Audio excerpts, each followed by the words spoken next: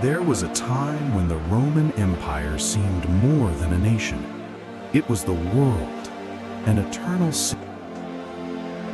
It was so vast and powerful that the idea of its end was simply unthinkable.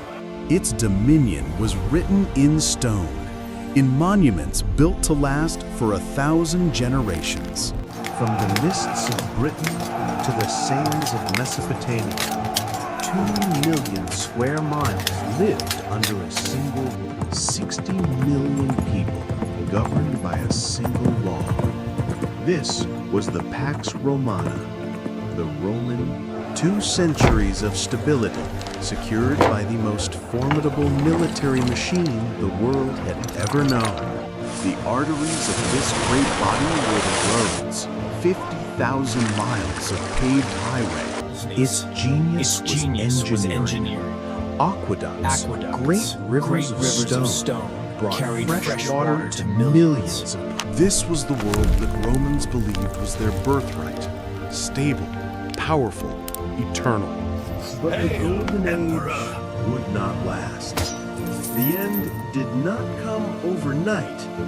It was a slow grind, a death by 1,000 cuts, beginning with a period of chaos known as the crisis of the 3rd century. The first cut was political instability. The army realized it could make and unmake emperors at will. Over a 50-year period, more than 20 men claimed the title of emperor. Most were soon assassinated. This endless civil war required paying the soldiers, Just a little. which led to the second great wound, economic collapse. Emperors debased the currency, mixing the silver with cheaper metals. The coins became worthless. Hyperinflation took hold, and trade broke down. People returned to simple barter.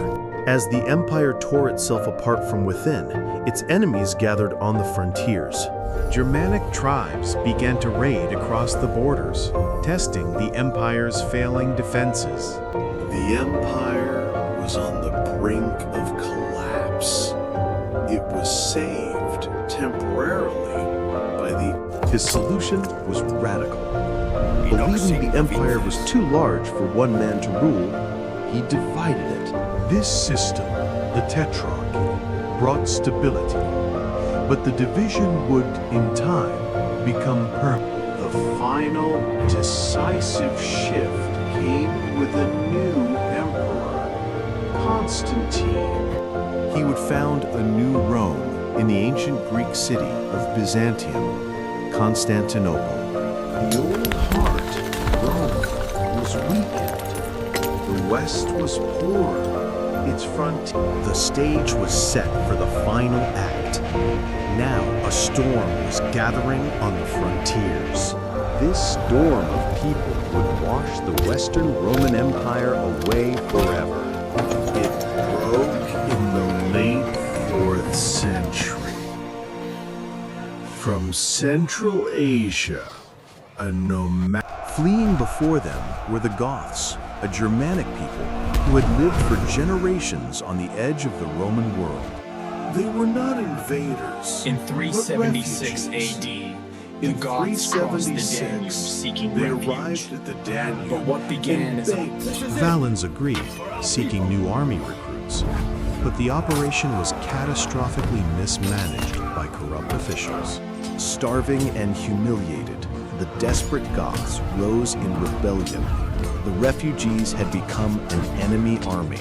Emperor Valens marched out to crush them. At the Battle of Adrianople, the unthinkable happened. A Roman army, with its emperor, was not just defeated, it was annihilated. The disaster shattered the illusion of Roman invincibility. It sent a shockwave across the empire.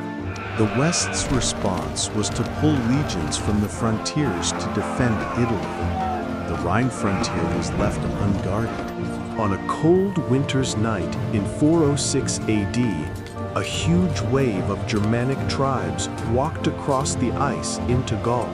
And the Visigoths, the victors of Adrianople, were on the move again, led by their king, Alaric. The Western Emperor Honorius fled to Ravenna. Rome, the eternal city, was In the year 410, the unthinkable happened. For the first time in 800 years, Rome. The psychological blow was immeasurable. The eternal city had been violated. The news sent shockwaves from Britain to Jerusalem. If Rome itself could fall, what was safe? Kingdom Western of the Empire Visigoths. never recovered. The sack of Kingdom Rome of the was a Franks. symptom of a mortal wound. In the decades that followed, the western provinces were carved up by the migrating tribes. The Vandals crossed into North Africa, the breadbasket of the West, severing Rome's vital grain supply. From Carthage, they built a fleet and became pirates, terrorizing the Mediterranean. And then a new threat emerged, more terrible than any before. In a final, desperate alliance, the last of the Roman armies joined forces with the Visigoths. At the Battle of the Catalonian Plains, the advance of the Huns was halted, but it was Speak to the last Senate. great Speak to the victory Senate. of the West. Its last army was shattered in the process. The Western Empire was now a hollow shell, ruled by a string of powerless shadow emperors. The real power was held by barbarian generals in Roman service, the masters of the soldiers, who propped up and deposed these emperors as it suited them. This era of puppet emperors saw the final, fatal hemorrhaging of the West's remaining provinces, and, more importantly, There is without taxes, nothing. the state couldn't pay the army. Without an army, it couldn't reconquer the provinces to restore the taxes. It was a vicious cycle. In 455, the Vandal king Gaiseric sailed from Carthage. This time, the sack of Rome was not symbolic. It was a brutal. The city that had once ruled the world was now a helpless pawn. Its population shrunken, its great monuments fallen. The final act came in 476. The barbarian general Odoacer. He deposed the last emperor, a boy ironically named Romulus Augustulus, the Little Augustus. Odoacer did not claim the title of emperor for himself. Instead, he sent the imperial insignia, the robe and diadem, to the Eastern emperor in His message was simple. The West no longer needed an emperor. The Roman Empire in the West was over. So why did it fall? The story of invasions is dramatic, but it's not the whole story. The barbarians were not. The true causes were deeper, more complex. One of the most significant was overstretch. All its wealth was generated inside its borders, but a vast portion of that wealth was spent defending those same borders. It was a closed system.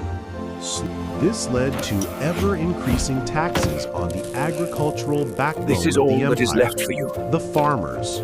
Many small farmers were crushed by the burden. They abandoned their land or were forced to sell it to wealthy aristocrats, becoming little more than serfs. This created vast estates, the latifundia, owned by a tiny, ultra-rich elite who were skilled at avoiding taxes. Further, this growing inequality hollowed out Roman society.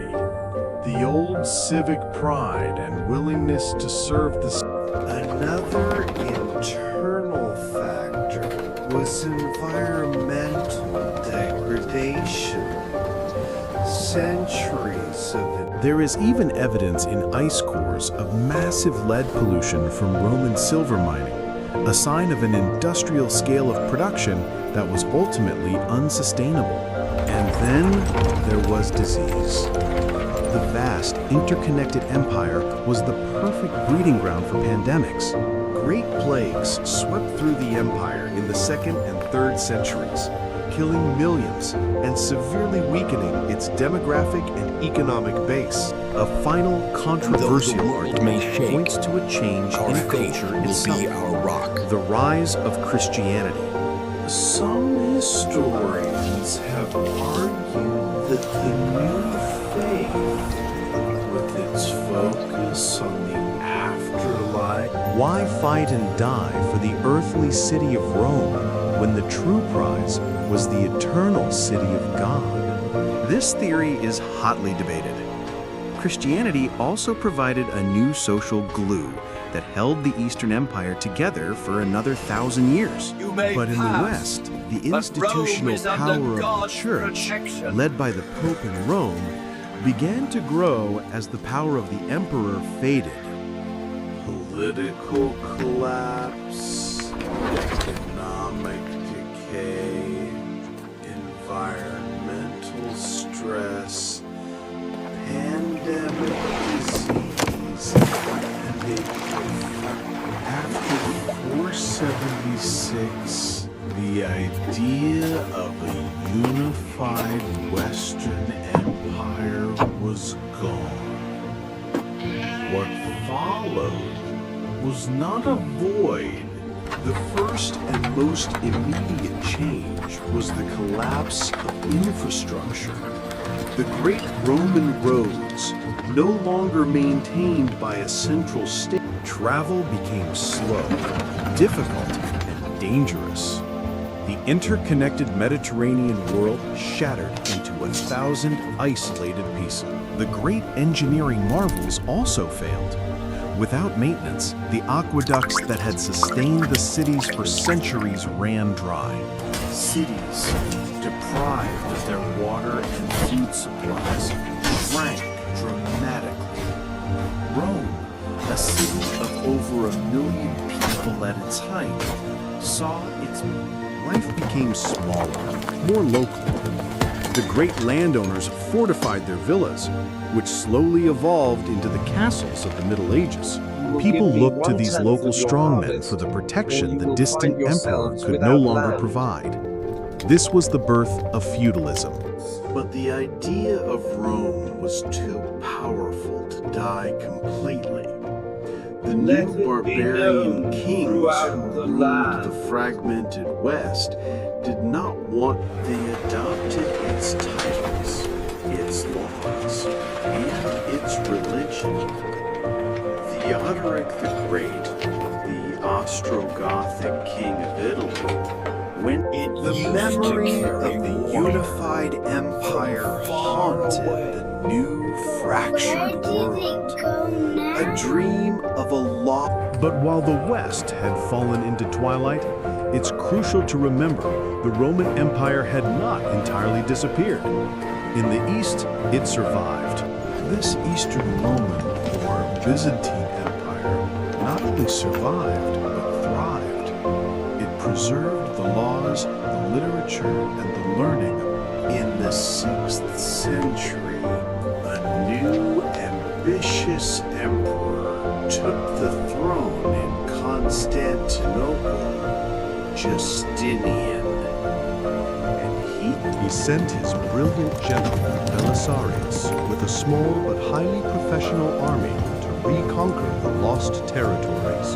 At first, the campaign was a stunning success. Belisarius swiftly reconquered North Africa from the then he turned to Italy. After a long and bitter struggle, his armies retook Sicily, Naples, and For a brief, fleeting moment, it seemed the dream was real. The Mediterranean was a Roman lake once more. But it was an illusion. The Gothic wars had devastated Italy more than any barbarian sack before. The empire had bankrupted itself to reconquer a shattered and depopulated husk. The West could not be held. soon after Justinian's death, a new wave of invaders, the Lombards, swept into Italy. The dream was over. The fall of the West was irreversible. The future of Europe would not be one of unified empire. The sophisticated, interconnected world of Rome did not just vanish, it unwound. The great cities depopulated, their magnificent stone monuments quarried for smaller, simpler buildings. Literacy plummeted. Knowledge of the ancient world was preserved only in isolated monasteries, where a few dedicated monks copied the old texts. But the fall of the West was more than just crumbling buildings and broken roads. It was a loss of scale, a forgetting. The population of Europe became smaller, poorer, more rural, and more violent. For the average person, life became harder, but the story of Rome did not end in 476. The fall of the West was not a singular event, but a long, slow transformation. The first heir was the Eastern Roman, or Byzantine Empire. It carried the unbroken flame of Rome. The second heir emerged from the deserts of Arabia. The Islamic caliphates, inspired by but they were not just conquerors. In cities like Baghdad and Cordoba, Islamic scholars translate. The third heir was Western Europe itself, a chaotic but dynamic fusion of barbarian warrior culture, lingering for centuries. The dream of reviving the Western Empire never truly died. Pacific Emperor. On Christmas Day, 808, but this new Holy Roman Empire was a shadow of the old. It was a European empire, not a Mediterranean one. The unity of the ancient, the true rebirth, would come centuries later. During the Renaissance, scholars and artists in Italy began to rediscover lost world. They saw in Rome not a fallen empire, but the pinnacle of human achievement, a model to be emulated in art, architecture, and thought. And the legacy is not just in stone. It is in our words. The languages of France, Spain, Italy. It is in our laws. The concept of a written legal code, of innocent until proven guilty. The very language of our courts. These are all. It is in the very architecture of our power. The capitals, the senates, the eagles, the domes. So we are left with the great question, why do we care? Why does the fall of an ancient empire still hold such a grip on our imagination? Perhaps it is because in Rome, we see a reflection of ourselves, our own and in its fall, we see a warning, a cautionary that overexpansion, political corruption, economic inequality, and in the Roman Empire is gone, but its story endures, not as a blueprint to be copied, a lesson about the delicate balance required to maintain a complex society, a A lesson about the slow creep. The world that followed was not empty, but transformed. The collapse of the great unifying structure of the state led to the immediate literacy, once widespread, became the domain of a select few. The written glory of word, the God. basis of Roman law and administration. The known world shrank. Detailed Roman maps were lost, replaced by cruder charts where vast regions were simply marked. In this darkening world, knowledge became a treasure to be hidden and protected. In isolated monasteries, a desperate battle was fought against the devil. But in the east and south, the flame was not just kept, but fed. Islamic scholars embraced the classical texts, translating them, challenging them, and building upon them. And when Europe reawakened during the Renaissance, it was this preserved knowledge, carried back from the Byzantine and Islamic worlds, that the lost knowledge, once preserved by the few, could now be shared with the many, thanks to a revolutionary new technology, the printing press. The ghost of the empire also became a cloak of legitimacy.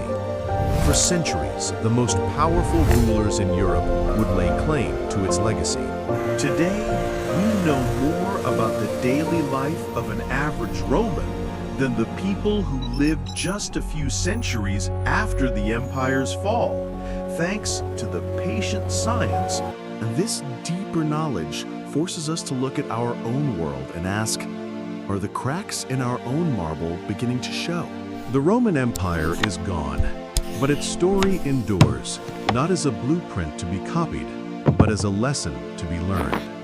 It is a lesson about the delicate balance required to maintain a complex society. A lesson about The great unwinding began with the decay of political virtue and the instability of leadership.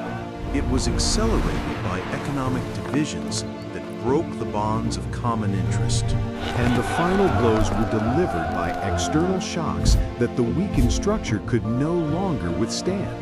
the end was not a single event, but a process, a slow fading of complexity, a loss of connection, But from the ashes of that world, new futures were forged.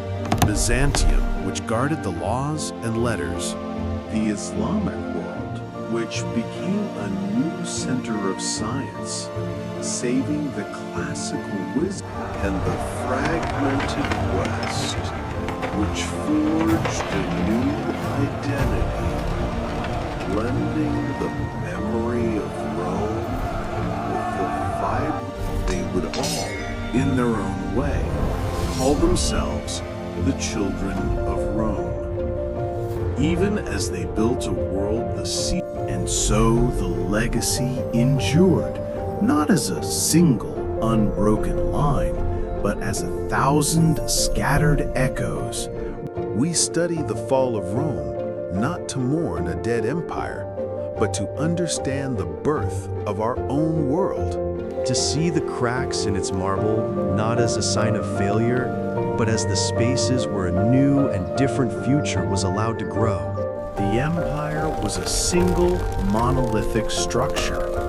What replaced it was a forest, more chaotic, but also more diverse, and ultimately, The end of the ancient world was not the end of the world. It was the painful, chaotic, and necessary birth of our own. So, when we look at the ruins, we should not only feel a sense of loss for what is gone, we should also feel a sense of awe for the endurance of its ideas and gratitude for the new worlds that grew in its shadow. the body of Rome is dead. Its empire is dust. But its story is woven a silent witness to the unending cycle of collapse, transformation, and rebirth.